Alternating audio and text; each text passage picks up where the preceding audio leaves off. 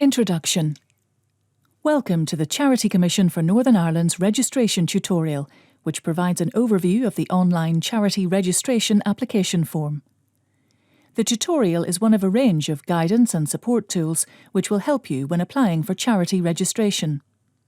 Other resources are available in the registration support section. Some information before you begin. There is helpful information on each question, which you can access by clicking on the Help buttons. A blue and white P means the information will be publicly displayed.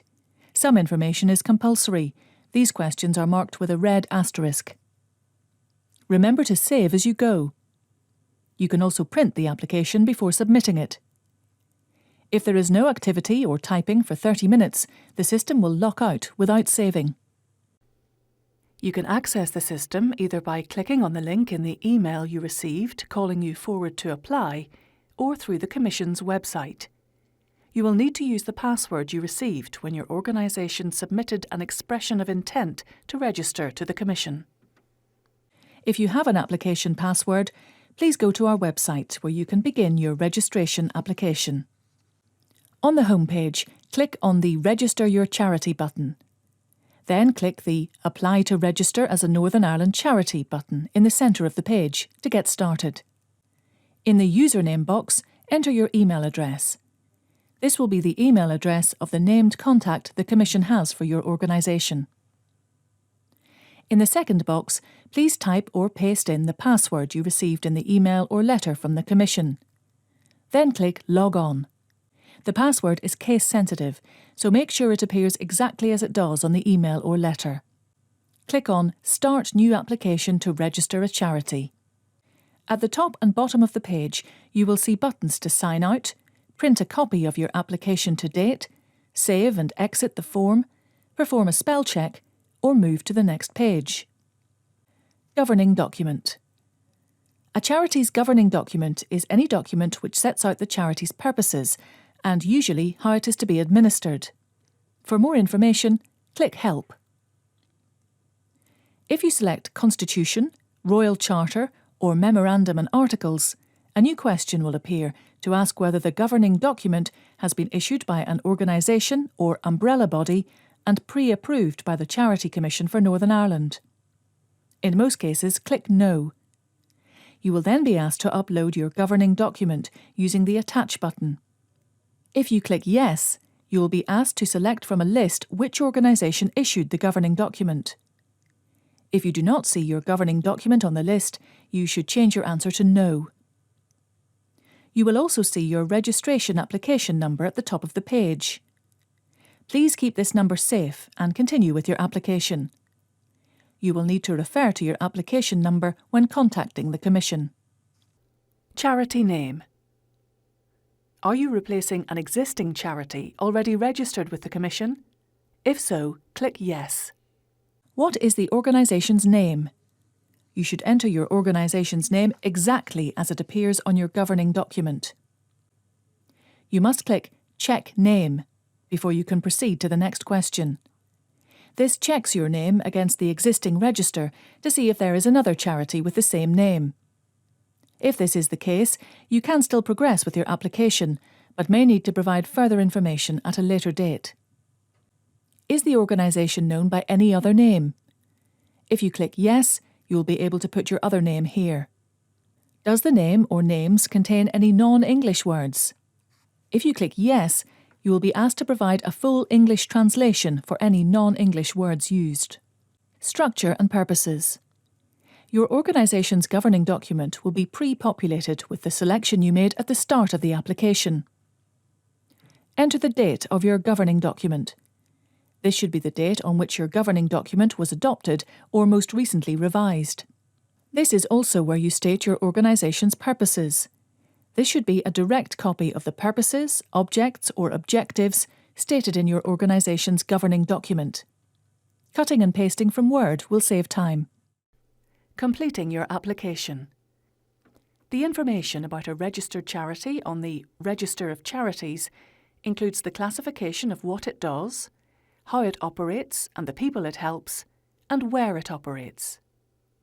The next 5 screens ask you to classify different aspects of your charity to ensure you accurately reflect what the organisation does, how it does this, who the beneficiaries are, and where the charity operates. We recommend you read the help guidance carefully. Classification: which? Please select at least one description of charitable purpose which matches your organisation's purposes. To help refine your classification, a drop-down will appear of some ways that your charity may fulfil the purpose. Please select those that apply to your organisation. Only include those descriptions of charitable purpose that the organisation's purposes fall under, and not the activities or values of your organisation. If registered, your organisation will have to report annually to the Commission on what it has done to achieve each of the selections made here, so it is important that only relevant selections are made. Classification: how? Please select at least one category to describe the focus of your activities. A drop-down of activities will appear, and you will be asked to select at least one category to describe the activities the charity carries out to further its purposes. Classification: who? Please select at least one category to describe the beneficiaries of your organisation. If they do not appear on the list, select Other, and a text box will provide space for you to describe them. Where? Please select at least one option to describe where your organisation operates. Additional questions appear depending on the options you select to describe where your organisation operates. For example, if you select specific local council areas, you will be asked to specify which ones. Carrying out the purpose. You will find that the purposes that you entered earlier are already copied in here for you. You must tell us how the organisation carries out its purposes. This should be a brief description of the activities undertaken by your organisation to further its purposes. You have an option to attach any documents which set out how the organisation carries out its purposes. Benefits. Ensure you read the Commission's Public Benefit Requirements Statutory Guidance and refer to the Purposes and Public Benefit Toolkit to assist in drafting the Public Benefit Statement. Please check this box to confirm that the charity trustees have read and understood the statutory guidance on public benefit. The answers to these 5 questions will form your Public Benefit Statement. It will be published on the Register of Charities, so it is important to respond to each question with full sentences. Please note, each text box has a character limit of 1,000.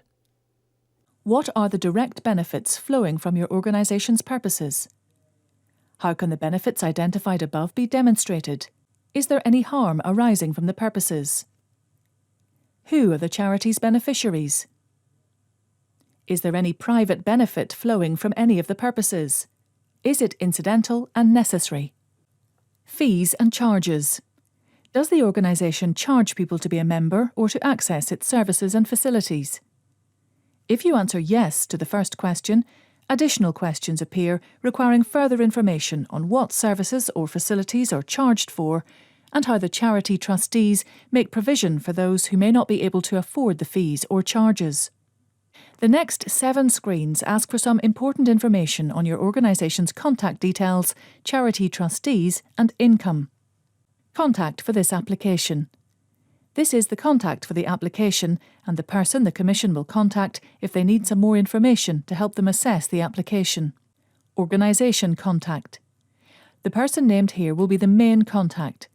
This name will be displayed on the register, so if anyone wants to contact the charity in future, they will use these details. If this is the same person as the contact for the application, click on Find Contact to select the information you have already entered and populate the boxes on this page. Organisation details. This screen asks for the organisation's contact details, which will be published on the Register of Charities. Please provide the organisation's public address. If you enter the postcode, you will be able to select the address from a list. You can also provide a website address, if available. The email address you must provide here will only be used by the Commission.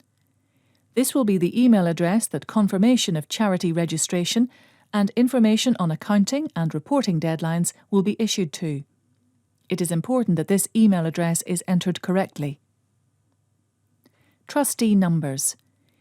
You must state how many charity trustees your organisation currently has and what the minimum number of charity trustees is as stated in the organisation's governing document. If your governing document doesn't set a minimum number, the legal requirement is 1. However, it is best practice to have a minimum of 3. Remember, the number of charity trustees you state here must match the number of charity trustees for whom you enter details in the next stage of the application and who sign the Charity Trustee Declaration. What is the number of charity trustees, the quorum, that must attend a meeting to make a legally valid decision? You will usually find the details of your charity's quorum in its governing document. Trustees. Screen 1. This section of the application is asking for details of your organisation's charity trustees. These are the people who are legally responsible for the control, management and administration of a charity. In the charity's governing document, they may be known as trustees, directors, board members, governors, committee members, a council of management, or charity trustees. Click on the Add a Trustee button each time you need to add a charity trustee's details to the application. The details that are required are shown on the next screen. Screen 2. Note that only the name of each charity trustee is made public. If there are special circumstances as to why a charity trustee's name should not be made public, use the box to tell us why. You will also be asked if this trustee is the chair. After answering the remaining questions, please read the warning at the end of this screen about people who are disqualified from acting as charity trustees. More information can be found in our guidance. Screen 3. Continue to add details of the charity trustees, ensuring you add the correct number. Once you have entered all your charity trustees, you will have to attach a completed and signed Charity Trustee Declaration. Download a Trustee Declaration from the Registration Support page of our website and collect these signatures from charity trustees before you begin your application. If you have not done so, you can download one here. By clicking the box to confirm that the details provided in this section are correct, the person filling in the form is confirming that this is the information supplied by the charity trustees. Other regulators.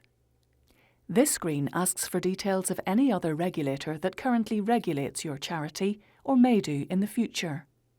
Are you registered with HMRC? Tick any other regulators from the list or choose Other. Is the charity registered with the fundraising regulator? Does it use a commercial fundraiser or has reported any data breaches to the Information Commissioner's Office, ICO, within the last 12 months? When entering your charitable tax reference number, include both letters and numbers. If your organisation is a company, you will be asked here for your company registration number. Do not include the letters at the beginning. If applicable, also attach your certificate of incorporation. Income and bank details. Enter the details concerning your income and bank account. If you have more than one bank account, you only need to provide the details and attach the statement from your main account. This statement must be from the last 3 months. Funding. This screen asks for your financial year end date and how your organisation is or will be funded. The date of your first annual report will be based on this date. Connections. This section is about people who are connected to your charity and trying to identify where a relationship could give rise to an actual or perceived conflict of interest. Guidance is available at the Help buttons. Is or will any of the following be employed by the organisation? Select all that apply from the list. Are there any close links with other people or organisations which may create a conflict of interest? Are the premises used for any other purpose, for example as a residential property? Or is another organisation or business run from those premises? Charity trustees. The questions on the next 2 screens are mandatory for any charity that has a financial history. A new charity with no financial history should tick the box at the top of the screen. They can then skip these questions. The questions are about whether charity trustees have been paid a salary or paid for being a trustee. They also ask about trustees being paid to provide services to the charity, or if someone related to a trustee has been paid for providing services to the charity. These questions too are to identify any actual or perceived conflict of interest. Managing risks. This section is about how risks are managed by your organisation. If risks have been identified, further questions will appear for you to answer on how these risks are being managed. You must also answer questions on whether your organisation works with children, young people, and/or adults at risk of harm. If your organisation works with children and/or those at risk of harm, you are obliged to read the Commission's guidance on working with children, young people, and/or adults at risk of harm, and to tick the box to confirm that the charity trustees have read and understood this guidance. Guidance is available at the Help button. Does the charity work with children, young people, and/or adults at risk of harm? Click on Yes to show drop-down. Safeguarding. Working outside the UK and Ireland. This question asks if your organisation provides services to children, young people, and/or adults at risk of harm overseas. At the end of this section, there is a declaration that the charity trustees, jointly and individually, are satisfied that they have made the necessary checks required to safeguard the beneficiaries. This tick box is mandatory. Declaration. This is the final declaration before the application is submitted. On this page, you have the option to attach any supplementary documents or let the Commission know about any special circumstances regarding how we should process your application. Here you will also find out what we do with your information. If you have not submitted all the information required and clicked on the Submit Your Application button, the following error message will appear. The icons at the left-hand side of the page will indicate the sections which have been fully completed with a tick, and those which are incomplete with a circle. Once you have reviewed your application and are happy to submit, click the Submit Your Application button at the bottom of the screen. Once you have submitted your application, the following screen will appear. You will receive an email confirming receipt of your application. It will contain a PDF record of the information in the application and the application number that relates specifically to your organisation. You will need to provide this unique reference number if you are contacting us about your application. You will also be asked to take 10 minutes to complete a short survey on your experience of the registration application process and the support provided by the Commission. Thank you for watching the Commission's online tutorial.